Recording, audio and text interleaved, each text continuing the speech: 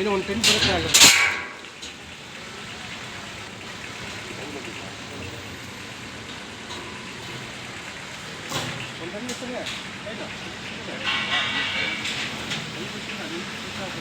ಬಾಬಾ height ಮಾಡಿ ಇವಾಗ ಬಾಬಾ height ಮಾಡಿ ಇವಾಗ ಪ್ಯಾಕಿಂಗ್ ಮಾಡಲ್ವಾ ಅಲ್ಲೇ ಗಾಡಿ ಮೇಲೆ ಮಾಡ್ತೀವಿ